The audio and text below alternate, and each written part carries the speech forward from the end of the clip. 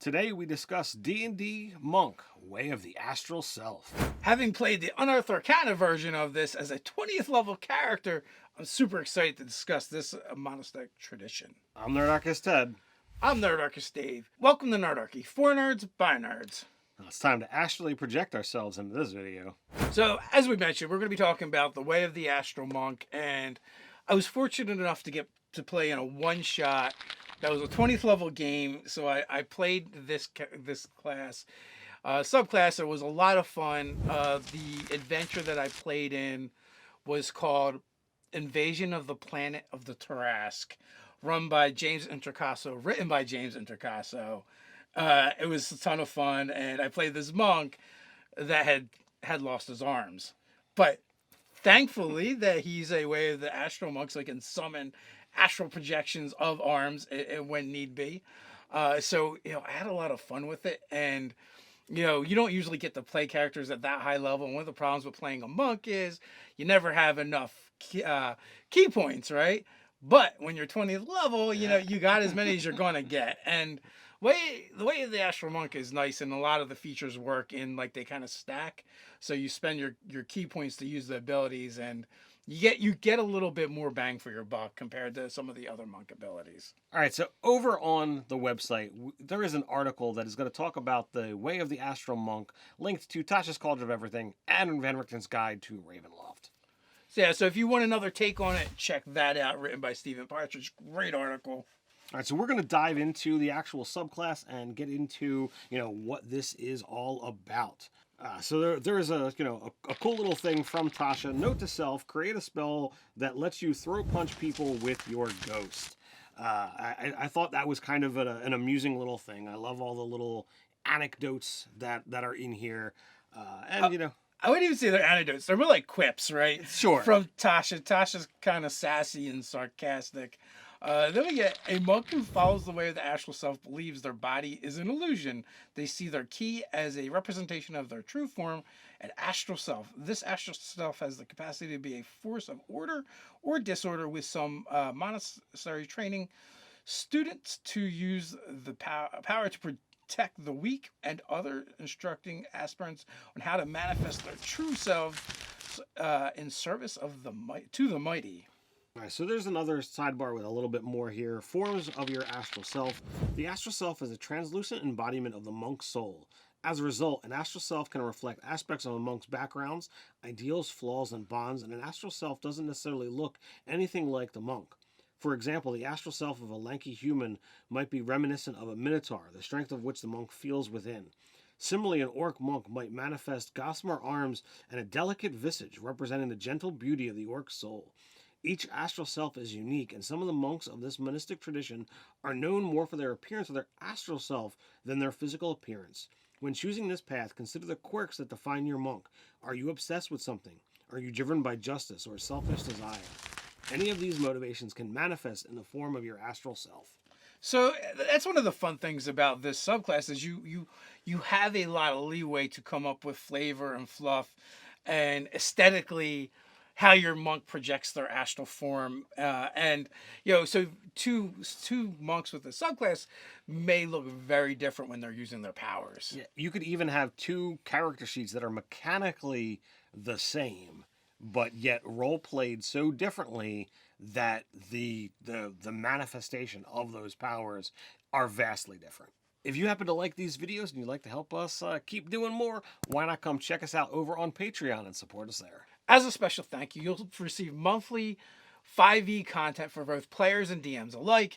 And we might be making subclasses, magic items, races, feats, spells, drop-in encounters, maps from our games, print and play magic item cards, and more over there. There's plenty of stuff. There'll be a link in the description if you want to help out the channel. So actually getting into the actual mechanics of the subclass, at third level we get Arms of the Astral Self.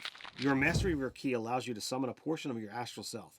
As a bonus action, you can spend 1 key point to summon the arms of your astral self. When you do so, each creature of your choice that you can see within 10 feet of you must succeed on a dexterity saving throw or take force damage equal to 2 rolls of your martial arts die. For 10 minutes, these spectral arms hover near your shoulders or surround your arms, your choice.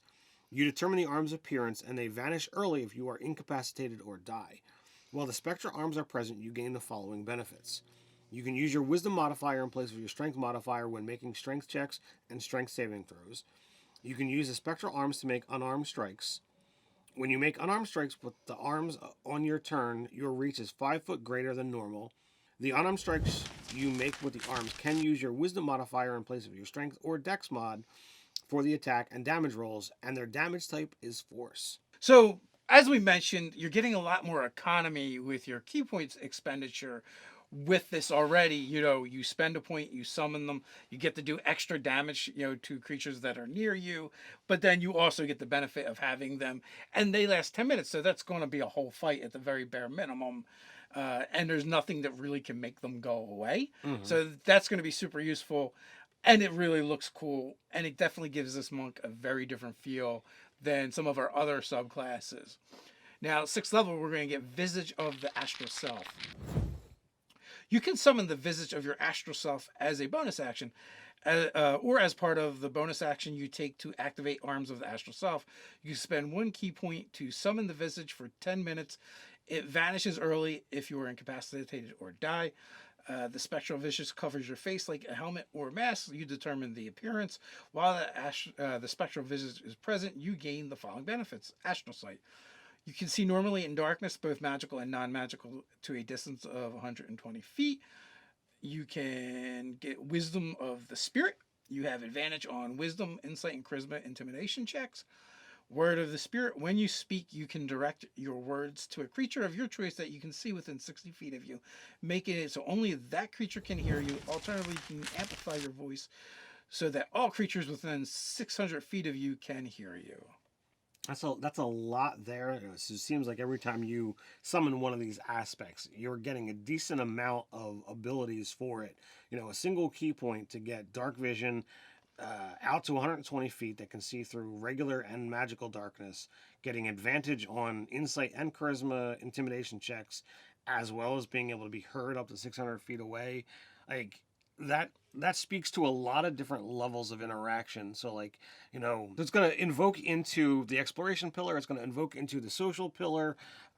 This has a lot that you can do here, which kind of steps outside the realm of typically where the monk goes. The monk is usually in the combat pillar and maybe a little into exploration. So this is a dig.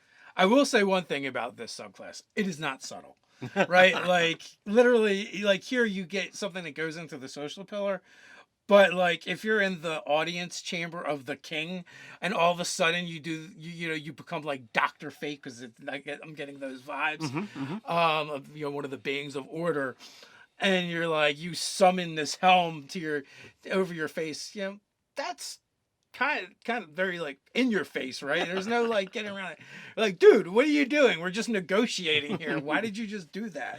It's weird. But if you're one of the ones that's in the back and you're just kind of observing to wind up dealing with, are they telling the truth?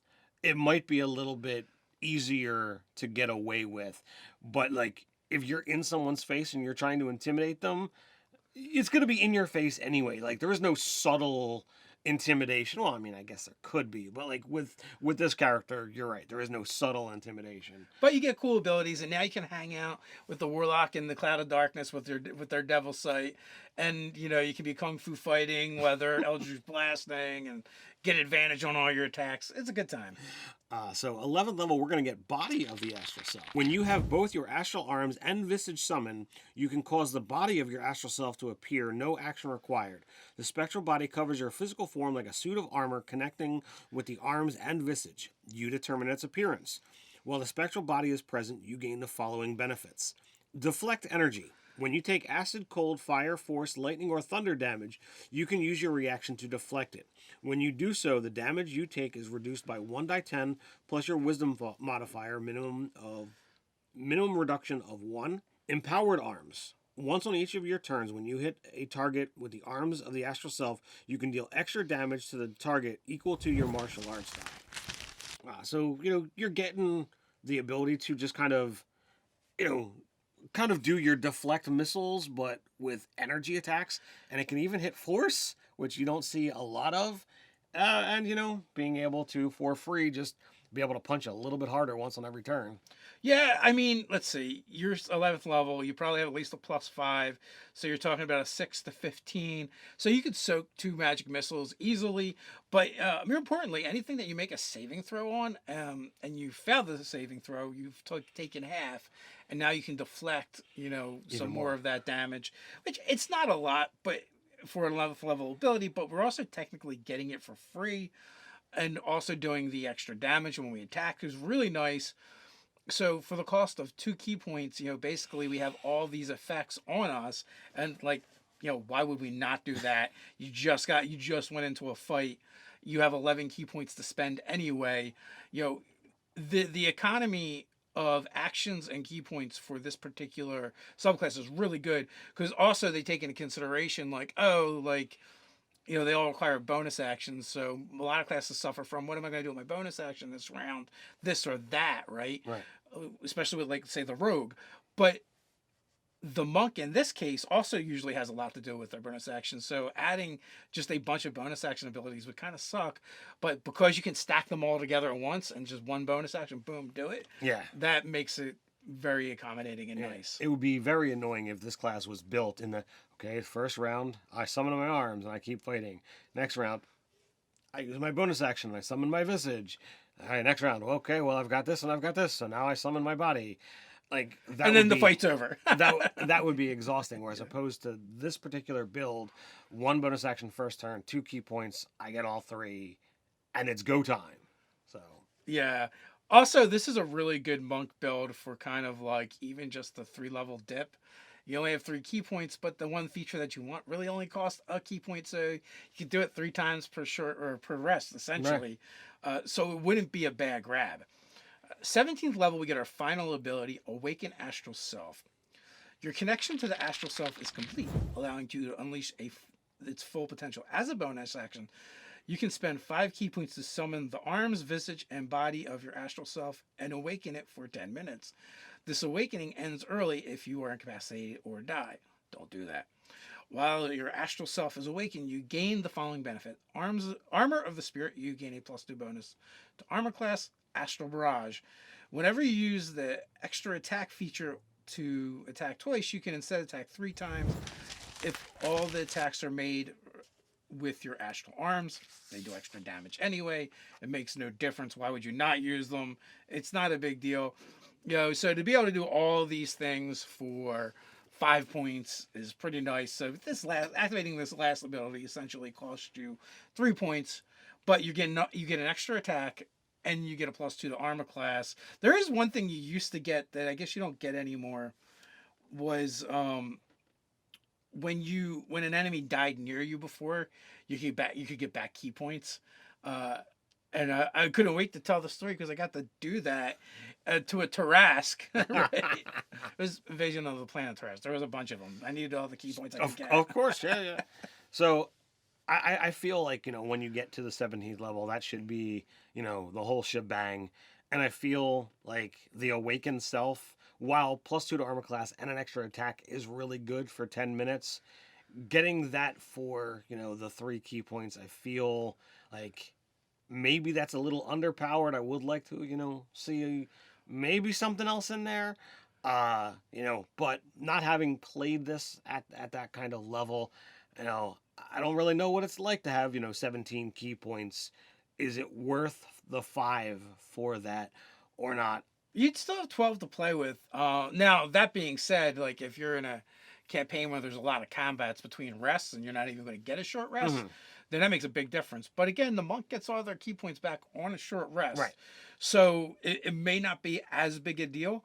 And also, like we said, you're going to get all those abilities, all at once. Yes. So I don't know. It is good, but I see what you're saying, because when you compare it to previously, they kind of they spoiled us, right? Yeah. They're like, oh, just one key point or no key points.